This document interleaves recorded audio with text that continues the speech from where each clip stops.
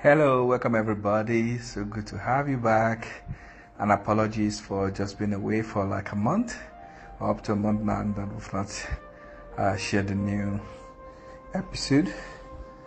Sincere apology to that.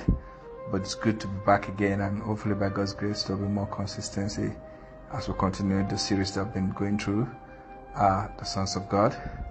And so we've done 10 out of the Sons of God that I wanted to look, so we're going to be going to the 11th son this time around. Do not forget the lessons we've learned from the life of Barnabas, from the life of Apostle Paul, from the life of Onan, from the life of Enoch, and we've learned a lot from different Daniel.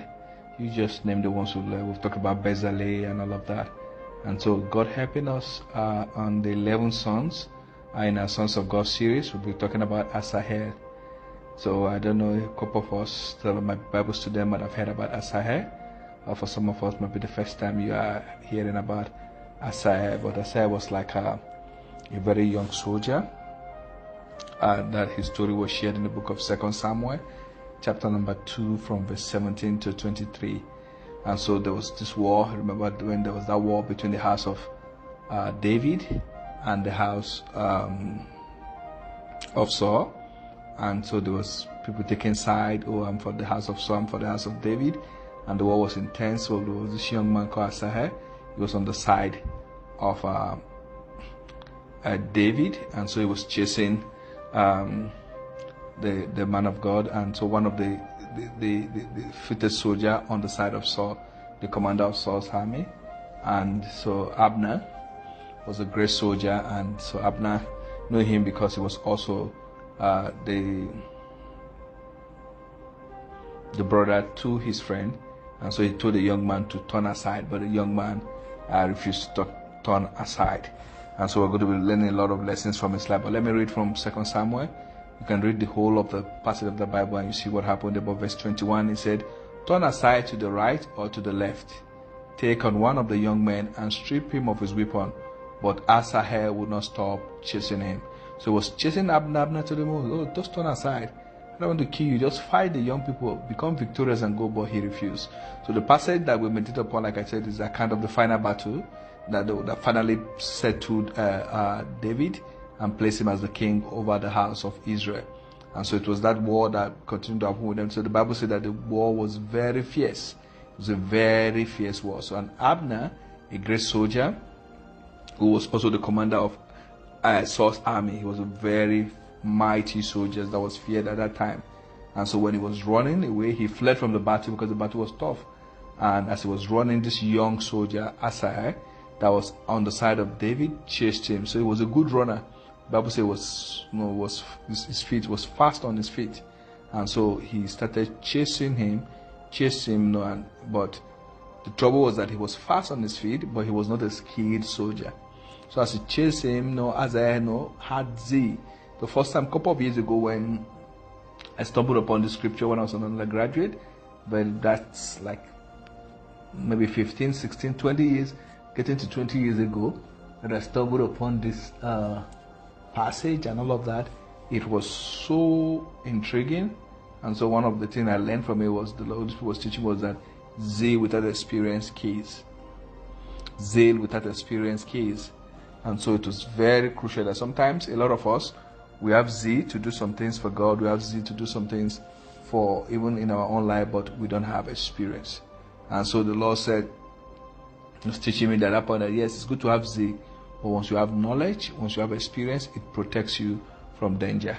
So what are some of the lessons for us as sons of God, or as men, oh Lord, in the kingdom, as men of our home, as young men just coming up, that we're going to also become men of our home? So number one, you need to know that zeal without knowledge will kill you very fast. Do you have zeal to do anything, even spiritual battles? Do you have zeal even for physical things? Zeal to do a lot of things? Please go acquire knowledge. Don't be too zealous. You see a lot of young people get involved in a lot of spiritual activities, spiritual exercises that they're not equipped for. And so do you fight a battle that you're not equipped for? So the Bible says with everything that you do, get knowledge. Get knowledge. So you need to really get knowledge. So remember that zeal itself or passion enough is not enough for you to complete your journey as a man that God has placed you on earth. You need to ask, what are the knowledge that I need? God, what are some of those knowledge that I need that will make me become a successful man?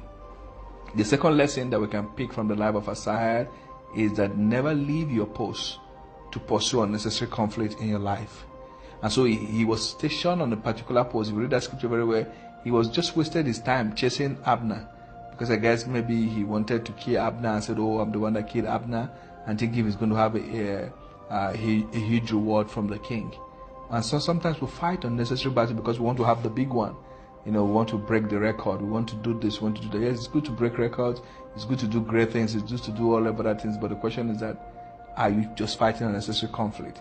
Sometimes it's need to, for you to show them that, no, you're not a pushover. But sometimes you need to ask yourself, is it worth my time? So are you living your position? Are you living what God is calling you onto, and you are chasing unnecessary battles? Are you getting yourself involved in things that does not matter? No? Are you chasing the secondary and leaving the primary? So begin to ask yourself, never leave your post to pursue unnecessary conflict in life. If not, it might cost you your life, it might cost you even your destiny, it might even cost you progress and delay in life. So the third lesson what I can learn from the life of Asahel is learn to reach out in grace, not to battle always. If he had listened to what Abner have told him, Abner said, just turn aside, he would have just saved himself. We should have been gracious and they said, well, I won't go. But he didn't listen, he kept chasing. And Abner had no choice than to just trust him. And there's one thing that was also very key there was that, he wasn't observant. Because he has that posture. He was not looking at grace. Because if he was observant, he would have noticed when he turned his spears down. But the guy was just focused on chasing. And Abner just turned his spear. He ran himself into it. And so that's how sometimes we just run blindly in life without having focus, without having direction. But as men, we should not run blindly. We should learn to have this focus that will help us. So we need to live, like we said, is that when you reach us in grace, it helps you. If you had listened and say, okay, I've heard you, Uncle Abner, I'll turn back, but don't, and just let it be. At that point, he would have been alive. Then the next thing, don't just run in speed. Learn to observe around you, like I said. And like the point of one of the lessons is that don't just be a runner. I think we're in a competition now. People say, I read 50 books in a year, I did this in a year. Just number. We're chasing the quantity. And so sometimes we're not observing. So don't just run in speed. Speed is not always everything. Learn to observe around you. Listen and learn. It's always important that you listen and learn. Don't just be so quick because you want that promotion, because you want this, you want that. Learn along the way. Because if you run with speed and you get to the top, but you are afraid to learn things from on that journey, on that speed, when you get there, you're going to come down because there's nothing that will sustain you there. What sustains up is knowledge. What sustains you up there is those things that you have learned. So are you learning anything? So don't just run with speed. Try to learn, be observant, and try to just pick things as you go in this journey. Avoid obsession on an issue. One of the other things we can learn from the life of Asahel is that we need to avoid obsession. He was obsessed with Abner. He was obsessed that I'm going to kill this guy. And so the Bible says he was so obsessed, so focused that he wasn't listening. And sometimes obsession also blinds us from reality. Obsession also sometimes just blind you that sometimes you also unnecessarily just blame people for what is not their fault or what they're not doing. So by all means necessary, do away with obsession in your life. Do not allow obsession settle into your spirit. Do not allow obsession settle into your soul. It is a lacuna. You should kick it out and never allow it stay. Don't be loyal. To remember that your loyalty is to the things of God. You have to be loyal to the cause of God, and don't be a stranger to grace. Yes, you can never be loyal to God and be a stranger to grace. Once you are loyal to God, grace will always look for you. So most times God make loyalty available, grace available. But if you're not listening, if you're not watching out, you miss it out. And so it's very, very important. Another lesson that we can learn from the life of Asahel is that you should never abandon your mission, to pursue no name for yourself. you're chasing after, not just to make a name for yourself. Because sometimes it's about name, which is the other side, not abandon your post. People just want to make a name for themselves, not a name for God. And so at that point, they're not listening very well. They abandon their duty post and looking elsewhere and not really focusing. And so it's important that some of the things that I can learn from the life or from the story of Asahel. But the greatest of all that you should never forget, if you forget any conversation we had today, is zeal without knowledge kills. Zeal without knowledge is going to kill you. And so you must ensure that you have knowledge to everything you do. But the last question I want to leave you with is, are you using your best gift? I repeat again, how are we using our best gift?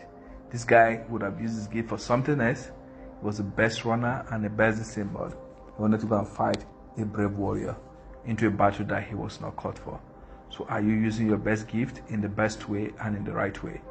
May the Lord bless His word and just help our lives. Remember, we are still talking about the Sons of God series in the Art 1920 podcast, a podcast for men and by men, where we are here to encourage ourselves as men to become all that God will want us to be in His kingdom. Remember that you can reach us on our Gmail at the art1920podcast@gmail.com.